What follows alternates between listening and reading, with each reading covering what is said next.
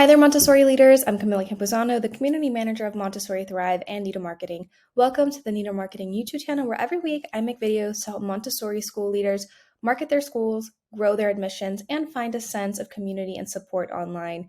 In this week's video, I'm going to be talking all about blog formatting. Now, if you're writing blogs for your Montessori school, that's amazing. It's a great way to reach new families, to improve SEO on your website, and just to provide helpful content and resources to families in your community.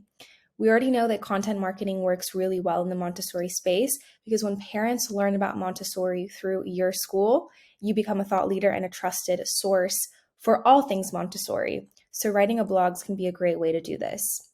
Now, when it comes to blog formatting, I'm going to be giving out a formula that will make sure that all of your blogs are really easily consumable, formatted correctly so that parents aren't intimidated by walls of texts, and just how to create some punchy and catchy titles.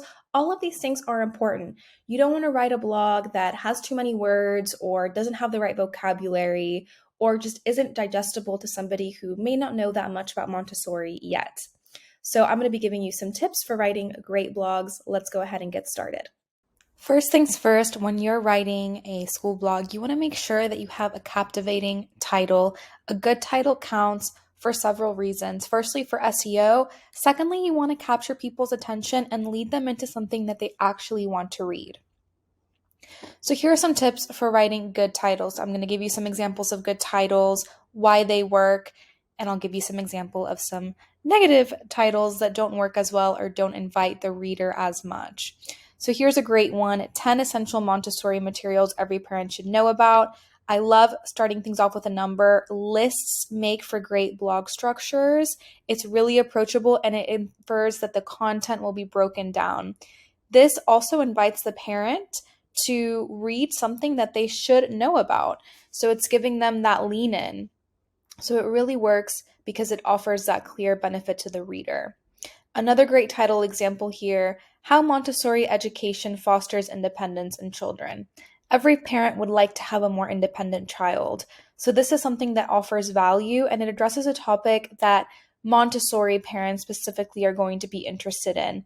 It infers that the reader is going to be gaining valuable information from your blog. Another great example here, Montessori at home, creating a prepared environment for your child. This really summarizes what the parent will be gaining from reading your blog. It's also great because if a parent is Googling things like creating an at-home environment or how I can implement Montessori at home, there's a higher chance that your blog is going to come up. It's because it's relevant, it's providing that value, especially if it's well-titled and well-structured. So these are just some examples of good titles. I highly recommend doing things like top 5 things parents should know about before entering Montessori, things like that that are punchy, quick, but describe a solution to a problem or infer that the parent is going to get value. Let's talk about some not so good titles, so some bad titles for your blogs.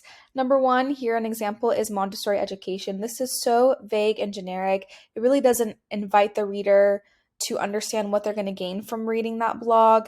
It's so generic that it's not really going to come up in a lot of searches. And also it could be anything. It could be a blog about any sort of education, whether that is relevant to toddlers, primary, elementary. It's just not specific enough. It's not offering that value. Another one, amazing Montessori tips. Again, it's a little bit vague. Subjective words as well, like amazing, without providing any information or content, is also just not going to invite the parent. You want to make sure that you're using the correct language. You want to lean in and offer value. What is the parent gaining from reading your blog?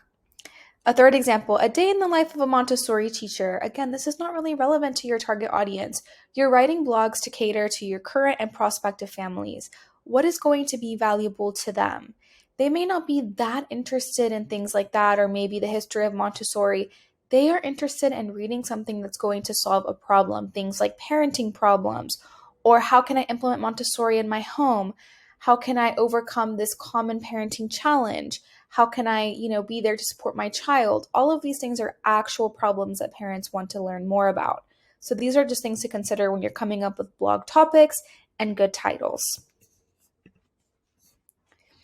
Another thing you want to concern yourself with following the title is having a good introduction. A good blog introduction should really lead the reader into the blog, and it should summarize the content in a way that encourages to keep reading.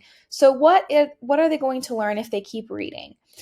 Here's just a little snippet, an example of one of our introductions from our Montessori blogs that focuses on the benefits of multi-age classrooms. Here you can see one hallmark of a Montessori education is the use of multi-age classrooms. It really leans into the age groupings, and we're going to continue the conversation in the rest of the blog as to why this works. Why do we utilize multi-age grouping in our educational approach? It may not be what people are used to, and then we're going to lean in and start listing the benefits. So this invites the reader to continue reading. It piques their interest, and they all of a sudden find themselves wanting to read more about the values of multi-age grouping. So this is a great introduction example.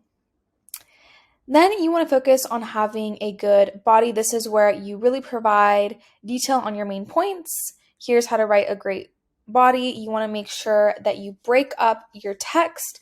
You want to be using headers and bullet points, and you want to use approachable language. Remember that not everybody speaks Montessori, and what I mean by this is oftentimes in the Montessori space, we're so used to using our own lingo. We're using phrases like practical life or grace and courtesy, and we know what it means in terms of Montessori education, but the reader may not. So it's important to break down everything terminology-wise and make sure that all of the content is really approachable. You also want to be breaking up your text with headers, bullet points, and images because it makes the text a lot more consumable. If somebody goes onto your blog section and they just see a wall of text, it can be really intimidating. When you break things down into lists or using bullet points or using subheaders, it makes that content a lot easier to follow, especially when someone's reading on a phone, which a lot of people do nowadays. So just some notes on writing a great body for your blog. Finally, you'll reach the conclusion of your blog, and in total, I just want to say the blog doesn't have to be that long. 500 words is enough. You want to actually avoid writing blogs that are too long. So write a short introduction, just like the one pictured earlier. A body should just cover all of the basic points, and the conclusion should really sandwich everything together. This is where you summarize what the parent learned and what are the main takeaways. And it's also where you're going to create an opportunity for conversion. So for instance, if you're offering a blog about the benefits of multi-age grouping, you can say, oh, if you want to see for yourself what a classroom looks like, you can come visit us for a tour. You can also offer additional free resources. Maybe you have white papers or supporting documents that parents can download for free. This is a great place for a lead generator where you can collect that valuable content and contact information. And also, you can encourage families to subscribe to your blog or newsletter for more articles. This is another way that you can get that email information so you can check up with them and follow up to see if they're interested in your programs. But it's great to have that ever-growing email list where you can continue to share information about Montessori parenting and education and the benefits of Montessori learning. So it's a great place to do that at the end. And it doesn't come across as salesy if you do it strategically because, again, you offered a lot of value and insight in your blog, and you're just creating an opportunity for parents who are interested in learning more about Montessori directly from you or who want to keep in touch with you. So again, it doesn't come across as salesy because you're offering that value and it's something that parents are interested in. If you have well-written blogs that offer those insights, they're going to want to offer up their contact information or keep up with your school. So this is a great opportunity for you to make that conversion and utilize your blog for marketing purposes. I wanted to wrap up this video by showing you some samples of actual blogs that we have published here on nidosite.com. This is our sample school website. It's not a real school. It's just our sample school website that we use to show schools the potential a great website can have. And we have a couple of sample blogs here that you're free to draw some inspiration from. We have formatted these beautifully and included some imagery and had a lot of brainstorming here to develop what kind of blogs parents actually want to read. Here's an example of one. Let's go ahead and click on the benefits of multi-age grouping since we had a look at the introduction to that one earlier. If a parent clicks on that, they'll be led. And as you can see, this blog is not extremely long and it's broken up by that text. We have a beautiful leading image here. Here's that introduction I was talking about. The body goes all the way through here, and the closer would be moving on. So this is, what do you do with that information? So as you can see, all of the text is broken up. We have language that is approachable. We're not trying to be too complex here. Any parent should be able to access this information and understand what it's saying. We really highlight the bold benefits of multi-age grouping, and then it leads into that conclusion. So parents can comment and explore. They can also view newer posts very easily. So things like this here is a great example of using infographics, different images. Again, breaking up that text into sections. This makes everything so much more approachable. So just some things to consider if you want to look at some sample blogs, check out nidosite.com, and also just look at what other schools are publishing, because that can be really helpful when it comes to formatting and publishing great school blogs that parents will actually read. I do hope you found this video helpful, and I hope that it inspires you to create a school blog. We really do recommend it for your school website. It's just a great way to build up parenting resources and to build thought leadership in the Montessori space.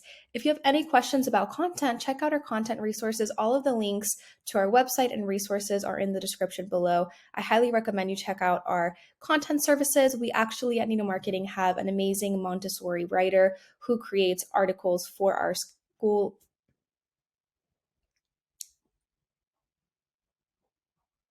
I hope you found this video helpful, and I do hope that it inspired you to write blogs. It really doesn't have to be hard. Something short and well written can be used so many times over and over again, and it's really worth investing time and effort into creating great content, as becoming a thought leader in the Montessori space is a great way to reach new prospective parents and to get those prospective parents to enroll at your school.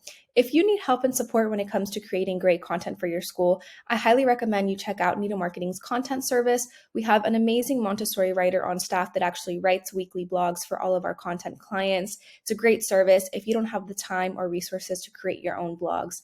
So check that out. It's in the description below. And I'll be back next week with another Montessori marketing video. Until then, take care.